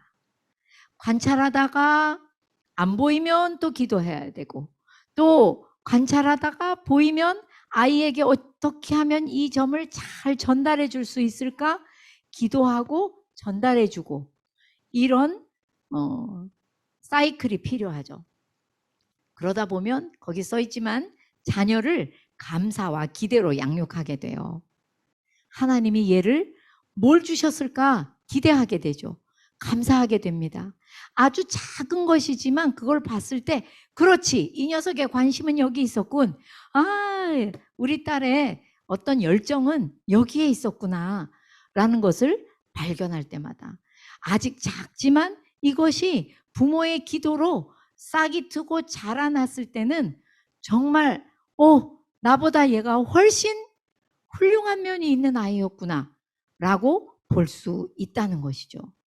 그런데 아까도 말씀드렸지만 그냥 내 눈이 너무 걱정스럽다 보니 이 부모의 걱정과 염려와 불안으로 그냥 아이를 달달달달달 볶으면서 키우는 대한민국의 부모님들이 너무 많으세요. 이거 어떡할 거예요? 자녀들이 행복하지가 않대요. 엄마 아빠처럼 살면서 나를 키운 그 고통스러운 부모를 보았던 대로 내가 살아야 된다면 나는 뭘 안 하겠다. 결혼을 안 하겠다. 그러니까 제가 아까도 말씀드렸지만 5년 있으면 70인데 제 또래들, 친구들이 꽤 많은데 그들에게서 청첩장이 안 와요. 야, 우리 딸 결혼한다. 우리 아들 결혼한다. 청첩장이 안 와. 그래서 너무 바쁘니까 다들 청첩장을 받고 와 하고 가서 거기서 다들 만나가지고 야, 잘 있었니? 이래야 되는 제 나이인데 그걸로 만나려니 만날 일이 없어요. 왜 그러냐? 아이들이 우리를 보고요. 이렇게 해서 자녀를 키우는 것, 그것이 가정생활이고 그것이 부모라면 결혼해서 부모 되고 싶지 않은 거예요. 그렇게 우리가 이상하게 살고 고통스럽게 살고 하나님의 뜻과 멀리 떨어져 산다는 것을 생각해 보면 우리 감사와 기대로 하나님이 만드신 자녀이니 어떤 좋은 점을 주셨을까? 하나님의 플랜이 뭘까? 궁금해하면서 기도하면서 키우시면 참 좋을 것 같습니다. 아까도 말씀드렸지만 하나의 문을 향해서 막 달려가는 많은 인생들이 있는 이 세상에서 살아도 우리 아이만큼은 각자 사명의 길을 향하여 걸어가는 아이들로, 달려가는 게 아니라 걸어가는 아이들로 살게 하고 싶다 라고 생각하는 부모 밑에서 자란 아이들은요, 그래, 그런 세상이 있어 라고 생각해요. 다 경쟁해서 달려가서 한둘 들어가면 딱 다치는 그 스카이 대학만 들어가야 되는, 그게 좋은 인생이 되는, 성공적인 인생이 되는 거 아니야. 사명을 향해서 걸어가다 보면 나만이 이루어 놓을 수 있는 하나님의 위대한 뜻이 있어 라는 것을 아이들이 알고 그런 세상이 있다고 믿고 그들도 걸어가게 돼요. 여러분들이 중요합니다. 여러분들이 흔들리면 자녀도 흔들리고 여러분들이 길을 잃으면 자녀도 길을 잃어요. 자녀 교육의 출발점이 바로 그것이 될 수 있도록 우리가 깨어서 결심하고 또 많이 기도해야 될 거라고 생각합니다. 자, 그래서 그 다음, 그러기 위해서는 자녀 양육의 우선순위가 있다는 것을 알아야겠어요. 하나님의 원하시는 부모 역할이 하나님을 전달하고 자자손손대대로 그들에게 하나님을 보여주는 것이라면 그것을 자세하게 풀어가기 위해서 우리는 자녀의 장점을 보아줘야 되고 전달해 주어야 되고 그들과 곁에 있어 주어야 되는데, 그러기 위해서 또 좀 더 자세하게 무엇이 필요하냐? 자녀 양육에도 우선순위가 필요하다는 것을 우리가 깨달아야만 하겠습니다. 우리는 우선순위 없어요. 대한민국의 부모님들은요, 그냥 누가 돈이 많아서 빨리 아이들을 많이 가르치냐, 빨리 많이, 이렇게가 굉장히 중요하다고 생각해요. 속도전이죠. 근데 아까도 말했죠. 그 속도전에 현혹이 되시면 안 돼요. 그래가지고 결국에는 문 딱 닫히고 아이가 3등이라 거기를 못 들어갔다? 그러면 갑자기 그 수고한 아이, 죽도록 노력한 아이, 부모 말을 성실하게 순종한 아이를 우리들이 얼마나 또 상처를 줍니까? 그러면서 그 아이들은 자존감이 무너지고 어떻게 할 줄을 몰라면서 정말 그 공부한 거 다 날리고 자기한테 막 굉장히 부정적인 인식만 남아있게 되죠. 그게 아니라 우리는 하나님을 보는 전쟁에 승리해야 되겠어요. 자, 그래서 거기 그림이 있죠. 첫 번째 그림은 뭡니까? 우선순위라는 그림인데요. 그 맨 위에 있는 것이 큰 돌, 돌 같지 않지만 돌이에요. 돌, 그 옆에 있는 건 작은 돌, 그 옆에는 모래알입니다. 그것을 오른쪽에 있는 그릇에 가득 집어넣고 다 들어가려면 큰 돌부터 넣어야 되나, 작은 돌부터 넣어야 되나, 모래부터 넣어야 되나 하는 이야기예요. 그래서 A라는 그림을 보니까 여기는 모래부터 집어넣었어요. 그리고 잔돌 넣고 큰 돌 넣으려고 보니 잘 안 들어가죠. 이미 다 찼어요. 그런데 B에서는 큰 돌 넣고 작은 돌을 넣었더니 큰 돌 사이로 들어가네요. 그래도 모래 넣을 데가 없을 것 같은데 모래를 그 위에 부어보니 어때요? 그 사이사이로 다 들어가서 그 그릇에 꽉 차게 세 가지가 다 들어간 그림입니다. 이것은 시간 사용의 우선순위에 대해서 이야기할 때도 나오는 그림이에요. 근데 저는 자녀 양육의 우선순위를 설명할 때 굉장히 좋은 그림이라고 생각합니다. 그래서 그 밑에 그림을 보시면요. 그 첫 번째 큰 돌은 무엇일까요? 일단 오른쪽에 있는 그릇이 자녀이죠. 자녀라는 그릇에 뭐부터 넣을까 했더니 아까 다 들어가려면 큰 돌부터 넣으라고 그랬어요. 큰 돌이 뭐냐 하면 하나님과 인생과 그들과 어떤 관계를 맺어야 되는지 관계를 가르쳐 주는 것이 큰 돌이에요. 하나님은 어떤 분이신지, 또 인생을 설명하기는 어렵겠지만 사람들과 어떻게 관계 맺어야 하는지, 하나님과 어떻게 관계 맺어야 하는지를 가르쳐 주는 것이 바로 큰 돌이에요. 이것부터 넣으라는 겁니다.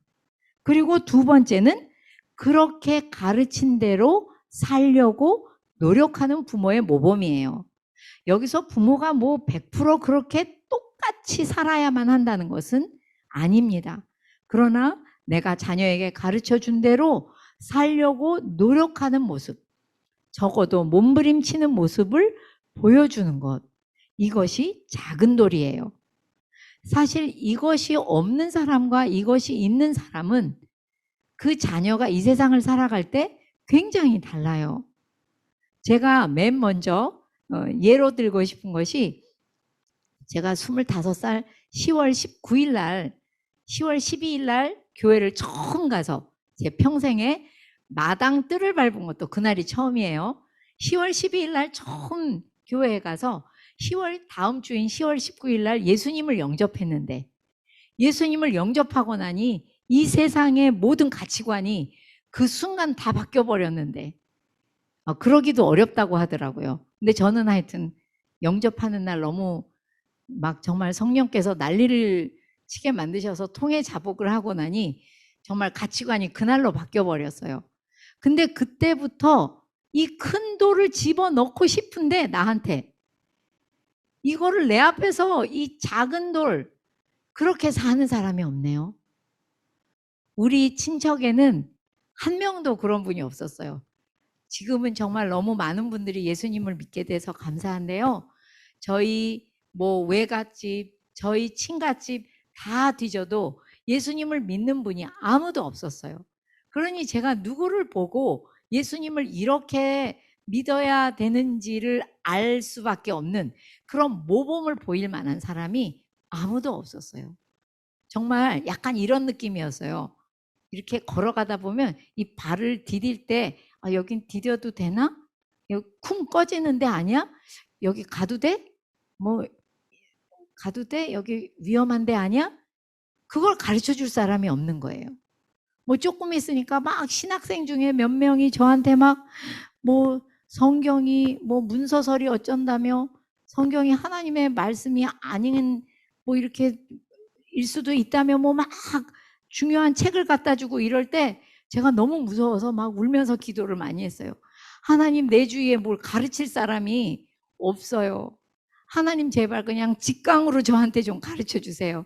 없을 땐 그래야 되잖아요. 저 좀 직강으로 저 좀 가르쳐 주세요.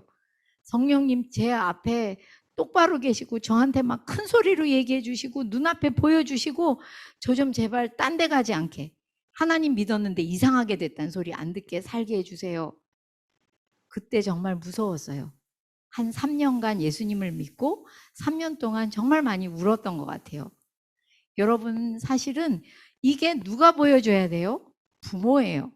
근데 부모가 교회를 다님에도 불구하고 하나님을 가르쳐 준 대로 모범을 전혀 못 보여준다. 제가 볼 땐 그거는 하나님 앞에 가서 뭐 딴 거 회개할 거 없어요. 그거부터 엄청 회개해야 될 것 같아요. 뭐 부모로 태어나서 살면서 하나님의 자녀를 주셔서 내 아이를 기르고 있는데 하나님을 가르쳐주고 인생을 가르쳐주고 그 관계를 어떻게 맺으라고 가르쳐준 다음에 나는 그렇게 안 살았다. 아이 앞에서. 이건 너무 큰 실수죠. 여기서 이 부모의 모범이 반드시 중요한 작은 돌입니다. 그러고 나서 세 번째가 모래인데, 모래는 그냥 이 땅에 태어나서 살아가면서 반드시 배워야 할 것들이에요. 학습력도, 뭐 학습도, 뭐 기술도 여러 가지 갖추어야 할 능력들도 배우는 것이 모래알이죠. 근데 이 모래알은 정말 신기하게요. 하나님을 알고 난 아이들이 정말 쉽게 받아들이면서 쑥쑥 배우게 되어 있어요. 다행히 제 책 부모 면허 맨 뒤에 저희 아이들이 제가 책을 다 쓰고 났더니 이런 제안을 했어요. 엄마가 이렇게 사람들한테 부모가 살아야 한다고 자세하게 책을 썼으면 우리가 그렇게 자랐다고 뭔가 이렇게 증명 서류 같이 뭘 쓰면 좋지 않을까? 이렇게 얘기했어요. 그래?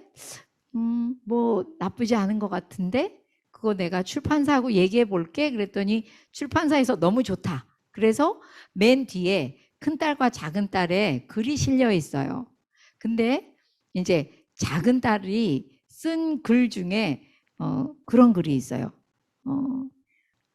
그러니까 자기가 걔가 다른 거보다 책을 좋아하는 아이거든요. 막내는 다른 건 잘 못해요.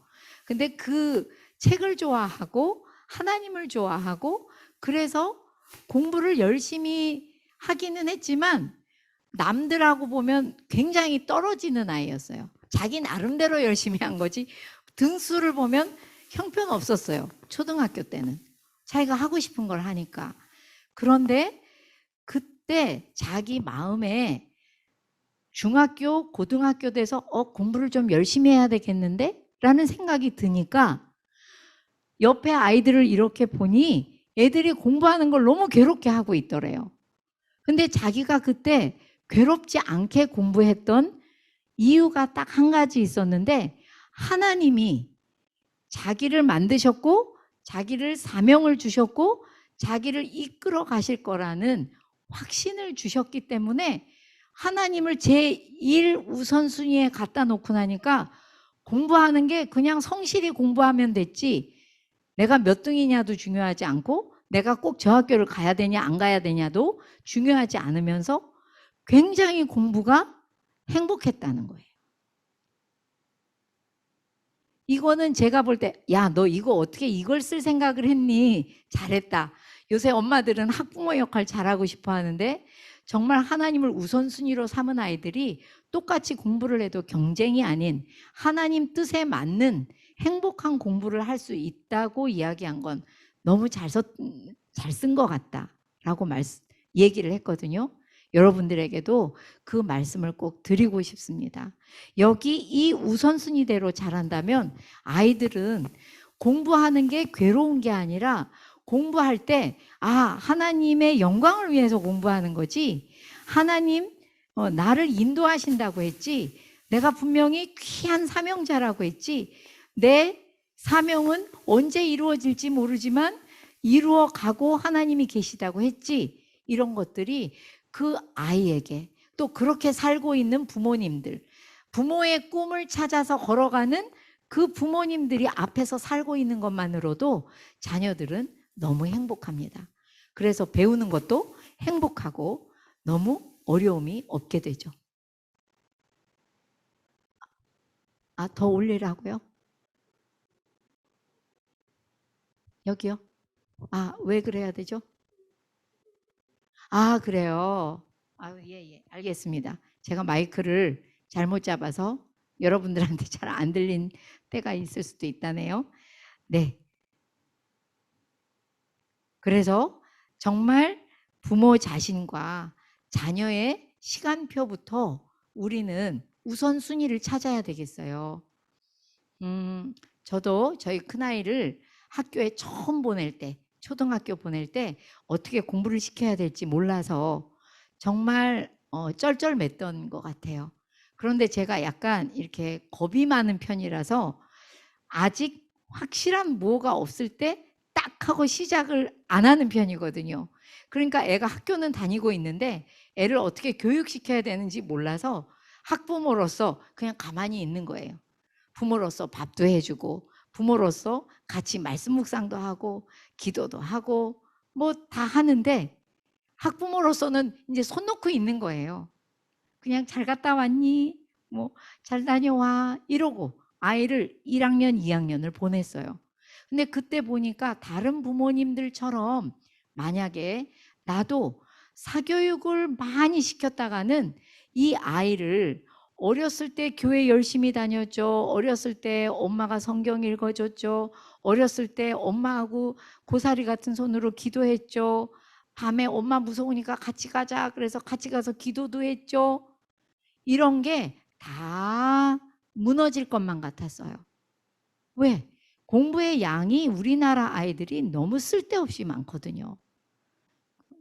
정말 한 15시간씩 낭비하고 있다고 그렇게 미래학자가 이야기했어요. 대한민국의 아이들이 하루 15시간씩 너무 많이 공부에 지나치게 투자하는데 그만큼 거두어내지를 못한다는 거죠. 왜? 마음의 즐거움이 없으니까요. 15시간 책상 앞에 앉아 있어도 그 시간이 다 공부로 섭취되지가 않는 거죠. 그렇게 자라다 보니까 어른이 돼서도 또 내 자녀를 또 그렇게 가르치잖아요. 무조건 공부의 양을 많이 해라. 그런데 그렇게 하다 보면 하나님을 우선순위로 모시는 그 일이 불가능하겠더라고요. 그래서 제가 기도하면서 아이들을 부르고 남편과 함께 얘들아, 엄마는 하나님이 너무 좋아. 엄마 마음에 1번이야. 엄마 나도야 나도. 나도인데. 우린 다 하나님이 1번이야. 너무 좋아. 그치. 하나님이 1번이지. 그래서 말이야. 하나님하고 만나는 시간. 그러니까 말씀을 읽고 그때 이제 아이가 학교 갔으니까 혼자 말씀 묵상할 수 있었어요. 그렇게 혼자 말씀 묵상하는 시간, 그 다음에 또 자기가 기도하는 시간, 뭐 길진 않죠. 그리고 또 엄마하고 기도하러 가는 시간, 이런 모든 시간이 우리한테 가장 중요하고도 잘 지킬 수 있는 시간에 배치를 해보자. 엄마, 좋아. 나는 이 시간이 제일 지키기 쉬운 시간이야. 그렇게 해서 아이들한테 우선순위를 넣어서 하나님과 교제하는 시간, 예배하는 시간, 그 시간을 제일 먼저 넣어놓고 그 다음에 학교 가는 시간, 학교 갔다가 와서 얼마나 행복한 시간이 또 필요하잖아요. 부모와 행복한 시간, 이런 시간을 내놓다 보니 아이가 혼자 공부할 시간이 많지 않더라고요. 그 시간은 자기 주도적으로 공부할 수 있도록 방학을 이용해서 여러분들하고 혹시라도 3학기까지 한다면 3학기에 그런 걸 안내해 드릴 수 있는 시간이 있으면 좋겠는데요. 자기 주도적인 학습을 시키고 싶으신 분들은 서점에 가면 좋은 책들이 참 많아요. 어른 책만 있는 게 아니라 어른 책하고 세트로 자녀용도 있어요. 그런 것들을 아이들과 방학 때 읽어서 야, 학원에 많이 가는 것보다 이렇게 해서 네가 공부해 보고 싶지 않니? 물어보시고, 물론 기도 많이 하시고 물어보셔야겠죠. 그러다 보면 아이들이 엄마 나 너무 힘들게 공부하는 것보다 이거 너무 좋을 것 같아. 저희 아이들 대답도 그거였어요. 그래서 정말 자기 주도적 학습을 한번 안내를 해봤더니 방학 동안에 그거를 훈련시켜 보고 그 다음에 학기 중에도 계속 조금씩 해나가다 보니까 여러분 신기해요. 학원에 많이 보내면요. 아이들이 어떻게 변하냐 하면 이 듣는 것을 흘려듣기 시작해요. 왜 그러냐면 학교 가기 전에 학원에서 미리 한번 배웠죠. 학교 가서 선생님한테 배웠죠. 학교 끝나고 학원 가서 또 배웠죠.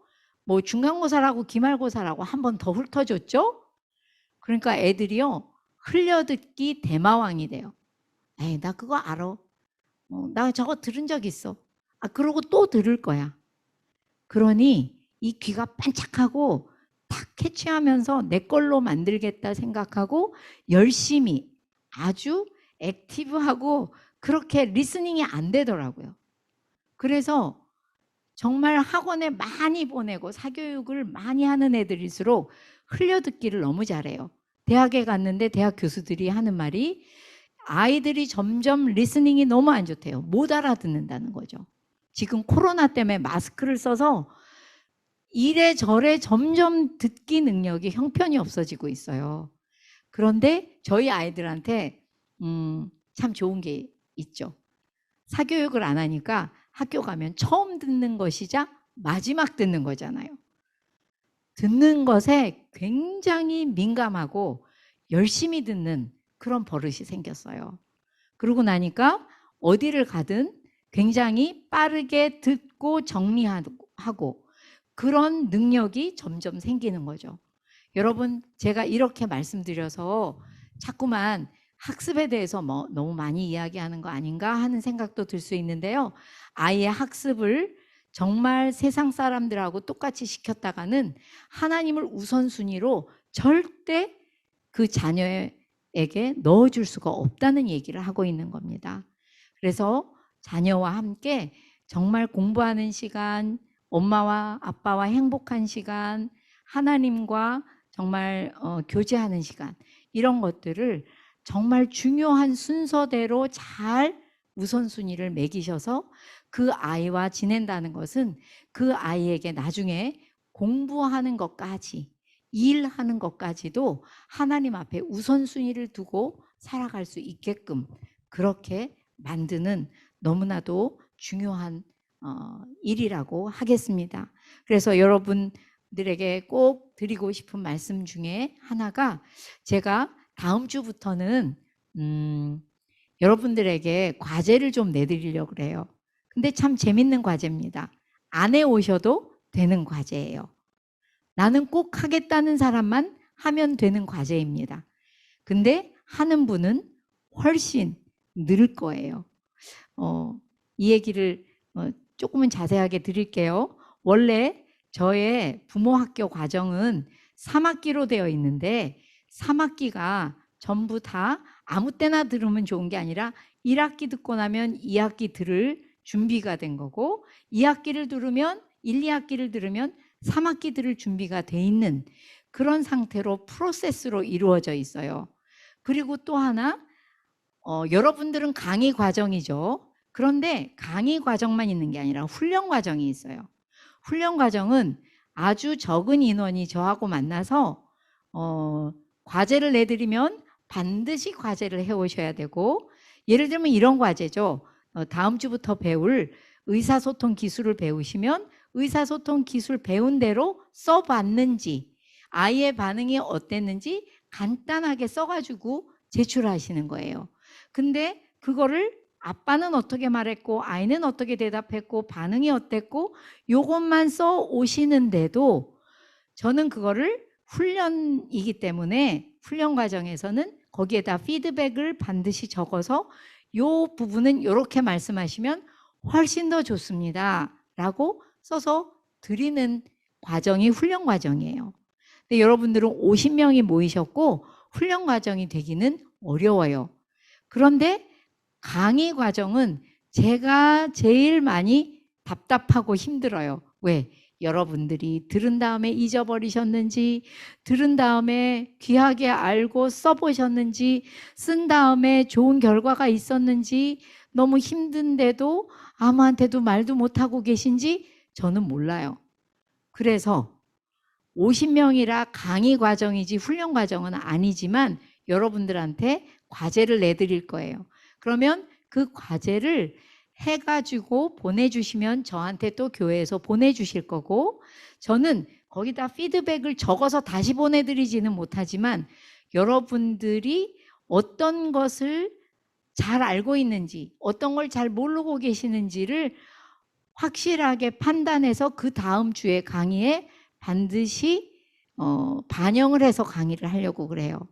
그러면 아마 여러분들한테 훨씬 도움이 되실 거라 생각합니다. 저도 이제 코끼리 뭐 더듬듯이 그렇게 더듬지 않고 확실하게 꼭 집어서 안내해 드릴 수 있을 것 같아요.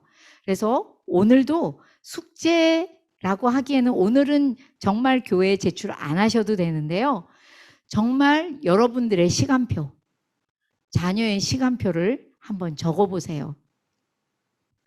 그리고 정말 우선순위가 잘 잡혀 있는지, 어쩌다가 말씀 묵상이나 성경을 읽어도 어떤 날은 읽을 수도 있지만 어떤 날은 읽을 수 없이 바쁜 시간에 들어가 있는지, 아니면 꼭 지킬 수밖에 없는 시간에 내가 딱 넣어놨는지, 그 우선순위가 어떻게 잘 잡혀 있는지를 한번 꼭 확인해 보시기 바랍니다. 그래서 다음 주에 과제 내어드리면 다음 주에 과제를 제출하고 싶으신 분들 반드시 이름을 적어서 제출해 주세요. 저는 오늘 명단을 받고 싶은데요. 여러분들 명단을 받고 아무리 50명이라도 이름 부르고 기도하고 싶거든요. 여러분들이 세상에서 지금 저에게는 정말 중요한 분들입니다. 그래서 꼭 이번 주에는 내 시간표 확인하기. 그래서 우선순위가 정말 잘 되어 있는지 그것만 보라는 게 아니겠죠? 우선순위가 안 돼 있으면 정말 하나님과 교제하는 시간을 가장 중요한 시간에 지킬 수 있는 시간에 넣으시고, 이것을 지켜가다 보면 자녀의 시간표도 내가 건드릴 수도 있어요. 야, 얘들아, 우리 시간표 좀 다시 짜볼까? 말할 수도 있어요. 근데 부모가 우선순위 없는 시간표를 가지고 산다면 그 말을 꺼낼 수가 없게 되죠. 벌써 캥겨서 말을 꺼내기가 어렵답니다. 그래서 이번 주에는 여러분들 정말 귀한 사명자를 받아서 키우시는 여러분들도 정말 귀한 사명자이신데 우선순위 없이 살지 마시고 우선순위를 가지실 때 또 하나님하고 귀하게 사귀셔야 되지만 자녀들하고 행복하게 지내는 시간도 마련을 하셔서 다음 주부터 배우는 그 좋은 의사소통 기술을 쓸 시간이 있으셔야 되는데 그 행복한 시간에 쓸 수 있도록 행복한 시간도 많이 만들어 보시기를 바랍니다. 네, 오늘 너무 수고하셨고요. 다음 주에 또 만나 뵙기로 하고요. 기도로 마치겠습니다. 사랑의 하나님 아버지, 자녀는 부모인 나의 뜻을 성취하기 위하여 이 땅에 태어난 것이 아니라 오직 하나님의 뜻과 하나님의 사명을 성취하기 위하여 이 땅에 태어나게 된 귀한 사명자들입니다. 아버지 하나님, 부디 이것을 잊지 않도록 이 악하고 더러운 세대 가운데에서 내 아이가 그냥 대강대충 살다가 길을 잃어버리지 않도록 그렇게 잘 키울 수 있도록 하나님 저희들을 붙잡아 주시고 깨워주시고 사용해 주시기를 간절히 빌고 원합니다. 그래서 부모인 나에게 하나님께서 건네주신 그 거룩한 믿음의 불을 절대로 꺼트리지 아니하고 더 활활 불질러서 불태워서 그렇게 자녀에게 건네줄 수 있는 그런 부모들이 될 수 있도록 주께서 역사하여 주시옵소서. 그렇게 해주실 것을 믿습니다.